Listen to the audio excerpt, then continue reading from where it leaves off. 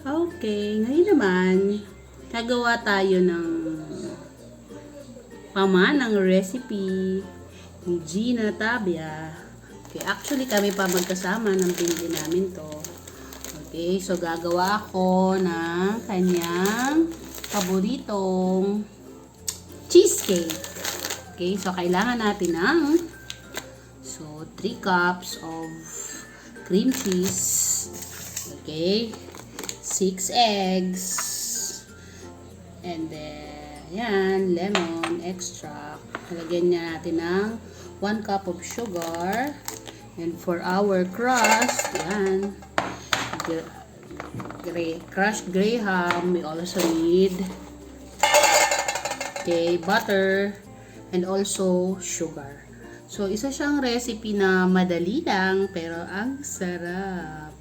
Ngayon, kung ano yung lalagay nating toppings, nasa atin na yun kung ano yung gusto na. Okay, tara, bake na tayo. Bago ko malimutan to at bago pa siya mag-expire. Kasi malapit na ma-expire. Binili namin to last February. So, malapit na. So, i-bake ko na. Sayang naman. At bago ko pa malimutan ang pamana niya sa aking recipe. Okay. So, una, let's make first our crust. So, the basic graham crust, busin na natin bago pa mag-expire.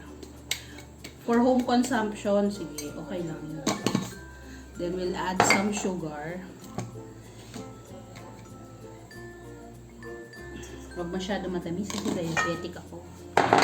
And then, ayan. At lalagyan natin ng butter. So, this is the basic graham crust. So, simpleng halo lang po. Graham crust. Ayan. So, pwede rin tayo, kung ayaw nyo ng basic na graham crust lang, pwede natin siyang lagyan ng crushed Oreo. Okay? Kasi ito ring Oreo na to, baka ma-expire na. So, check natin kung hanggang kailan pa siya pwede. Ayan, malapit-lapit na pala. Ano ba ngayon? So, August. Pwede pa naman pala. So, lalagyan ko rin to ng kaunting Oreo. So, kaunti lang nilagay ko kasi medyo konti lang yung ating. Ayan. So, dito ko na ilalagay sa ating aluminum baking tray. By the way, ang cheesecake na to ay baked cheesecake ha. Hindi yung ano lang. So, ito yung masarap na cheesecake. So, lagay lang natin sa isang rectangular. Tsaka, lagay ko din sa bilog. Tested na to na isang rectangular baking pan. Tsaka isang circle. So, press lang ng kaunti. Okay. Actually, napakadali na gawin ito. Pero, ang sarap. Yun nga, medyo mahalang mga ingredients. Tsaka, syempre, okay, flavor of love. We'll just set this aside. So, refrigerate natin. Okay, pwede na hindi i-refrigerate kasi i-bake naman natin. Okay, so set this aside. And then, ready na yung ating baking pan. So, ito ngayon yung cream cheese. So, dahil hinati ko, so, to keep it fresh, I use cling wrap. Ayan.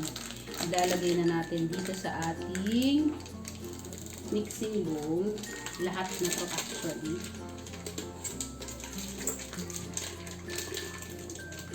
Kanina ko pa to nilabas, kaya malambot na siya.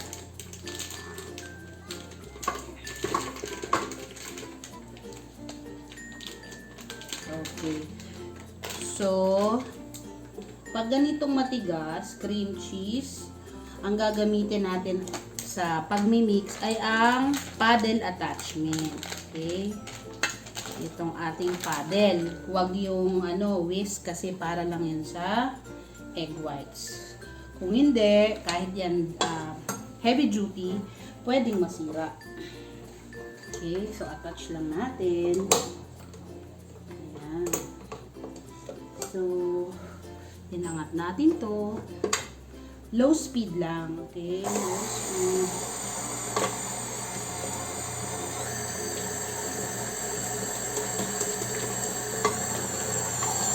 Ayan. So, pag room temp, kikita natin, ayan, malambot na. So, ibibit natin yan until light and fluffy.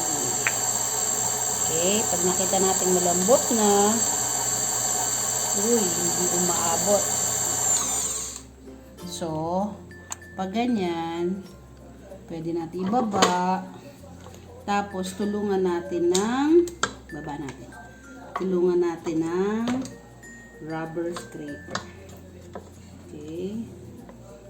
Then, let's continue.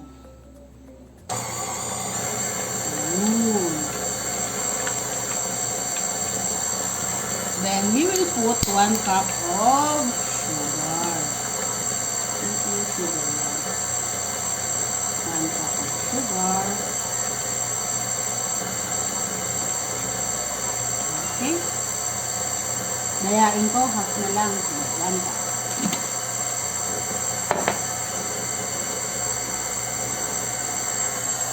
Ayan. So, dahil soft and fluffy na, we can start adding eggs one at a time. Okay? Let's add egg one at a time. Sana lang hindi bubok. Okay, good. One at a time. Diba guys, medyo mura ngayon ang itlog. Pero ito medyo maliliit ang itlog. So, samantalahin natin mag-bake. Ayan, fresh pa siya. Kaya maunat ang kanyang shell. Ayan. Umiiwas si ma'am sa mga hugasin. Ayan, nakaka-relate ang mga mahilig mag-bake. Madaling mag-bake, no? Ang mahirap paghugas. Ayan. Actually, pinakamadali nga pala ay kumain. Yan. So, 6 eggs. Kasi medyo maliliit. Sa recipe, actually 5. Pero dahil maliliit yung itlog ko,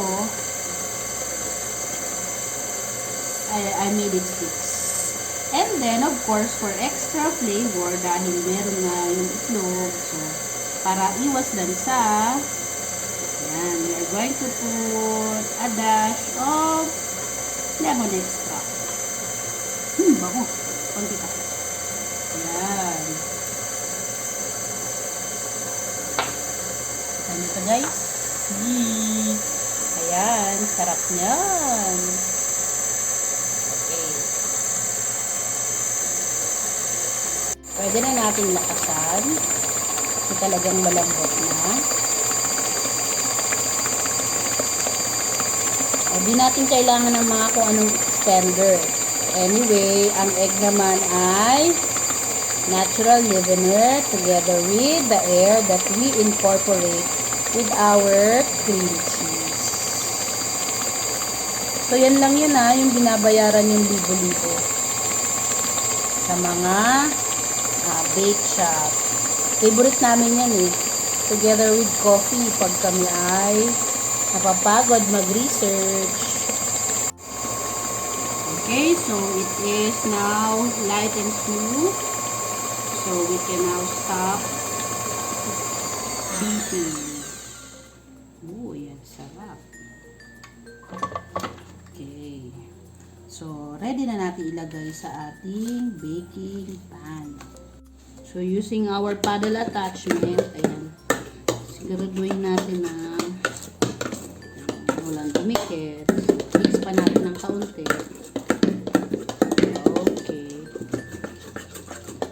sure that nothing is left on the side of the mixing bowl. Okay, now let's pour in our prepared baking pan. Ayan.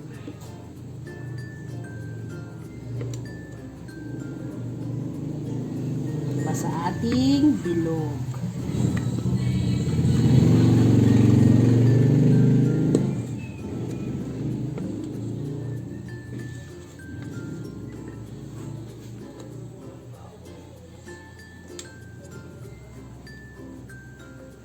Okay.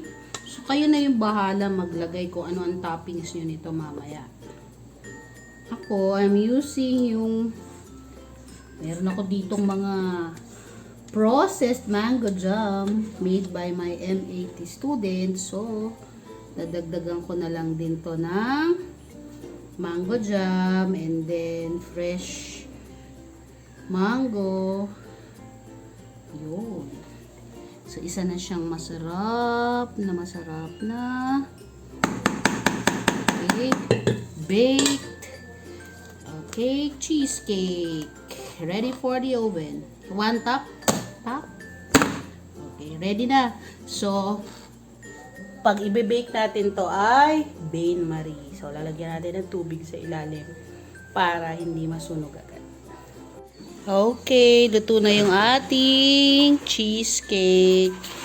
So, palalamigin na lang natin bago natin lagyan ang ating desired toppings. Okay, so here we put some mango jam and then we're going to sprinkle crushed Oreo cookie pieces. Okay, and then we put crushed Oreo. So, this is our mango Oreo cheesecake. Ayan, ready na ang ating mango Oreo cheesecake. Kape na tayo.